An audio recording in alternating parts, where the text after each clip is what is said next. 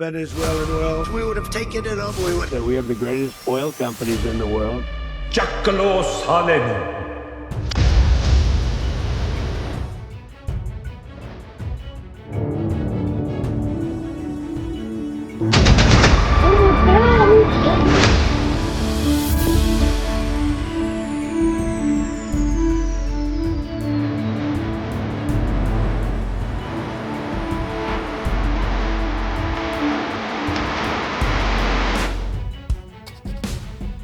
जब American हुक्काम Ukraine की बात करते हैं तो इसे जियोपॉलिटिक्स कहा जाता है। जब ताइवान का जिक्र आता है तो इसे ग्लोबल स्ट्रेटजी कहा जाता है। लेकिन जब यही खेल लातीनी अमेरिका में खेला जाता है तो अचानक से जमहूरियत बचाने का मिशन बना दिया जाता है। 3 जनवरी 2026 को दुनिया एक चुका देने वाली खबर के साथ जागती है। वेनेजुएला पर अमेरिकन फोर्सेस ने अटैक किया और अमेरिकन डेल्टा फोर्स उनके सदर को उठाकर ले गई।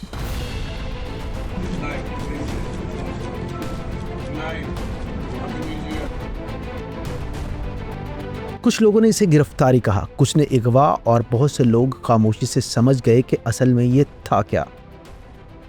एक बात जो सबको समझ आ गई वो ये कि ये सिर्फ निकोलस मादुरो का मामला नहीं है।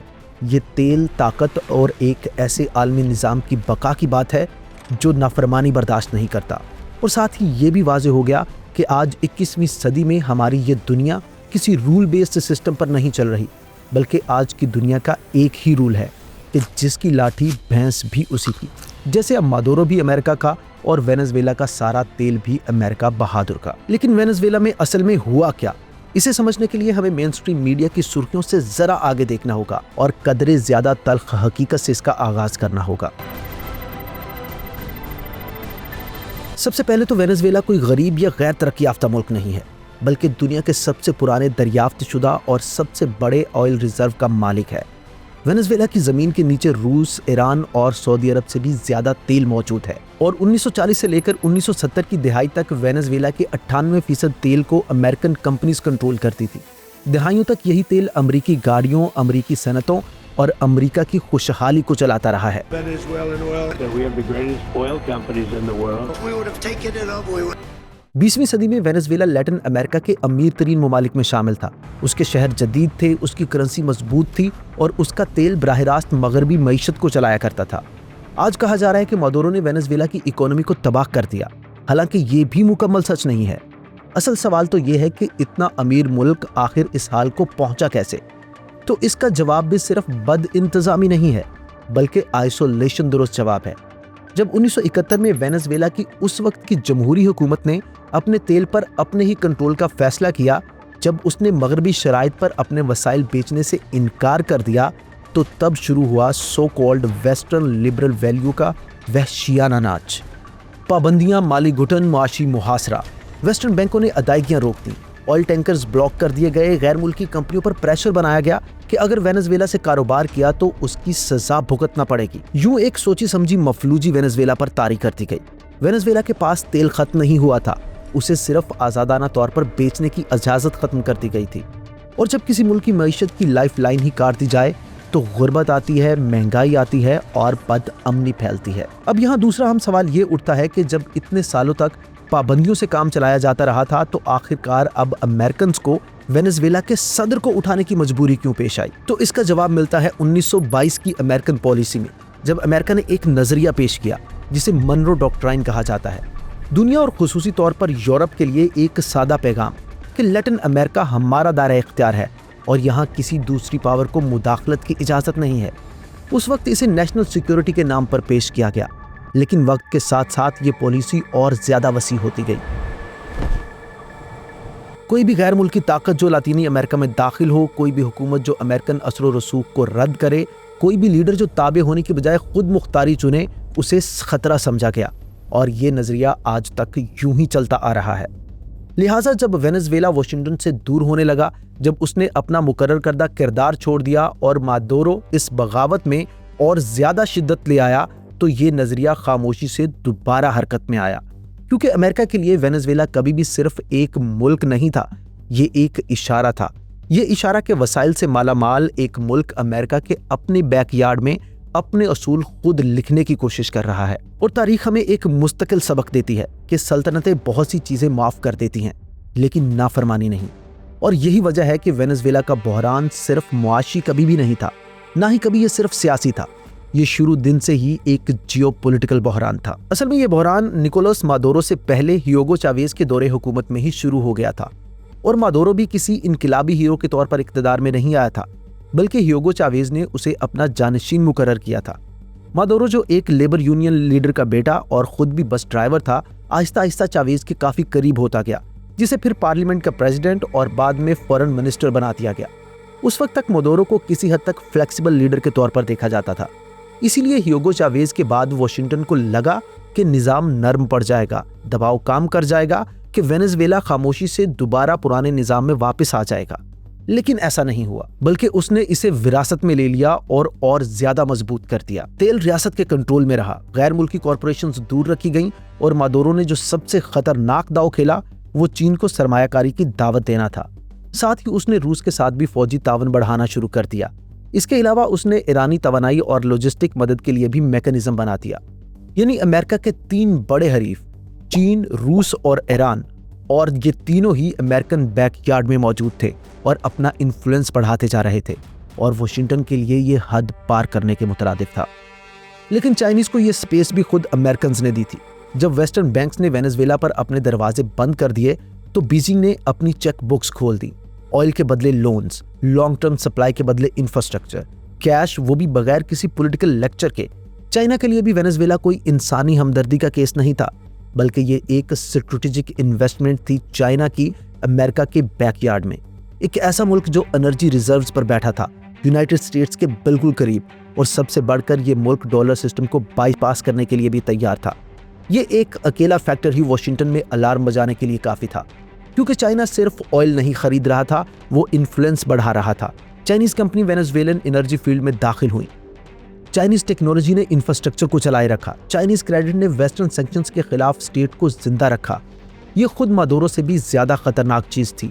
ये एक अल्टरनेटिव मॉडल था, एक ऐसी दुनिया जहां सैंक्शन ज़दा स्टेट्स वेस्टर्न अप्रूवल के बगैर भी जिंदा रह सकती थी, जहां डेवलपमेंट के लिए IMF कंडीशंस जरूरी नहीं थी, जहां डॉलर वाहिद लाइफलाइन नहीं था, और वेनेजुएला इस बात का सबूत बन गया कि ये मॉडल काम कर सकता है, कम से कम इतना कि कोलैप्स को रोका जा सके। अमेरिका के लिए ये नाकाबिले कबूल था, क्योंकि चाइना के साथ उनका असल मुकाबला किसी मैदान जंग में नहीं बल्कि सिस्टम से होता है। Financial systems, energy systems, trade systems.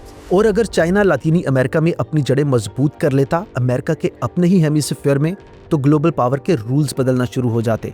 और यूं वेनेजुएला एक फ्रंट लाइन बन गया, ना तो ड्रग्स ट्रैफिकिंग या आइडियोलो की वजह से और ना ही इलेक्शंस की वजह से, बल्कि इसलिए कि ऑयल प्लस चाइनीज बैंकिंग एक ऐसा फार्मूला बन चुका था जिसे सिर्फ सैंक्शंस तोड़ नहीं सकती थी। और जब सैंक्शंस फेल हो जाए तो प्रेशर एस्केलेट होता है। लेकिन यहाँ भी चाइना अकेला फैक्टर नहीं था जो अमेरिकन के लिए परेशानी का बायस था।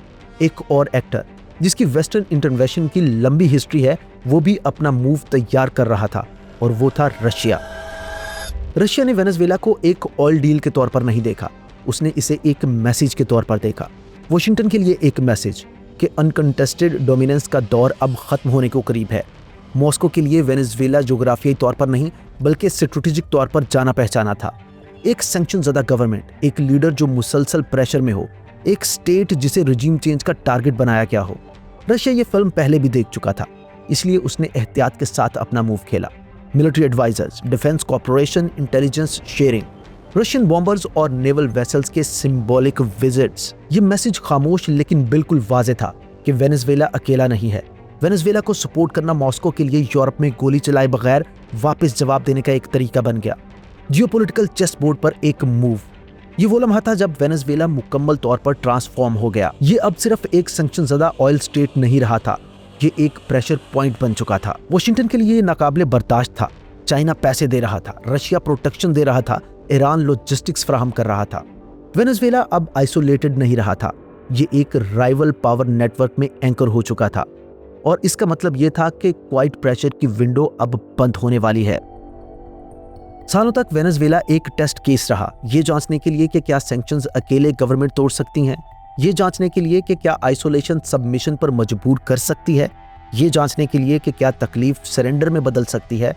लेकिन ये टेस्ट फेल हो गया। वेनेजुएला की इकोनॉमी तो कोलैप्स हो गई, लेकिन स्टेट जिंदा रही। करेंसी इम्प्लोड हो गई, लेकिन गवर्नमेंट कायम रही। लोगों ने तकलीफ सही, लेकिन पावर उन्हीं हाथों में बरकरार रही। ये वो लम्हा है जिससे एम्पायर्स सबसे ज्यादा डरती हैं, क्योंकि नाफरमानी की सजा देने वाला सिस्टम काम करना छोड़ चुका था। मदुरो ने वो सेक्शंस झेली जो कमजोर स्टेट्स को तोड़ देती, ऑयल रीरूट करके, पेमेंट्स इम्प्रोवाइज करके और अलायंस से खिलाफ पुर करके।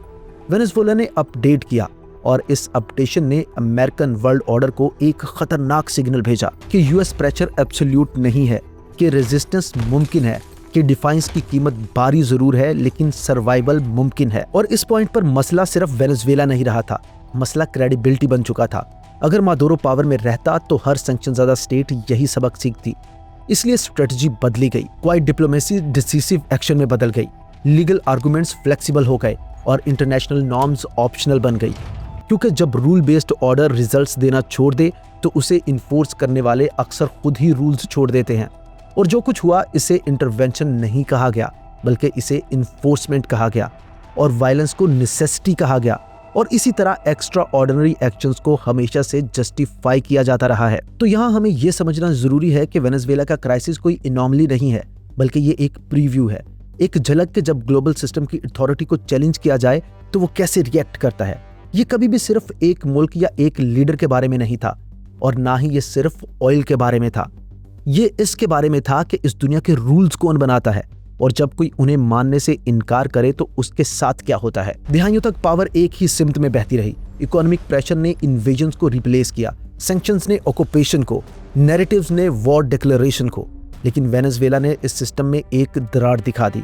उसने साबित कर दिया कि प्रेशर को रेजिस्ट किया जा सकता है, कि वेस्टर्न ऑर्डर से बाहर अलायंसेस एक स्टेट को सहारा दे सकती हैं, कि दुनिया अब पहले जैसी ओबीडियंट नहीं रही है। और जब ओबीडियंस कम होती है तो फोर्स वापस आती है, खामोशी से, सिलेक्टिवली, बगैर किसी माजरत के। यह है यूनिपोलर से मल्टीपोलर दुनिया में ट्रांजिशन की हकीकत, जहां ग्रेट पावर्स बराह रास्त नहीं लड़ती, बल्कि इकोनॉमीज, करेंसीज, रिसोर्सेज और लीडर्स के जरिए हार या जीत का फैसला किया जाता है। तो यहाँ भी असल अलमिया सिर्फ वेनेजुएला की सॉवरेनिटी का नहीं है, बल्कि असल अलमिया वो हकीकत है जो अब बेनकाब हो चुकी है, कि इंटरनेशनल लॉ कंडीशनल है, कि मोरालिटी फ्लेक्सिबल है, कि आज भी फैसले सिर्फ पावर से होते हैं। और जैसे जैसे ग्लोबल ऑर्डर मजीद फ्रैक्चर होता जाएगा, बदअमनी और क्योस बढ़ते जाएंगे। इस इवेंट को सिर्फ इब्तदाई वार्निंग्स में से एक के तौर पर देखा जाए, कि आने वाले सालों में जैसे जैसे मल्टीपोलैरिटी बढ़ेगी, दुनिया जंगों के दहाने के और करीब होती जाएगी। और तारीख भी हमें यही सबक सिखाती है।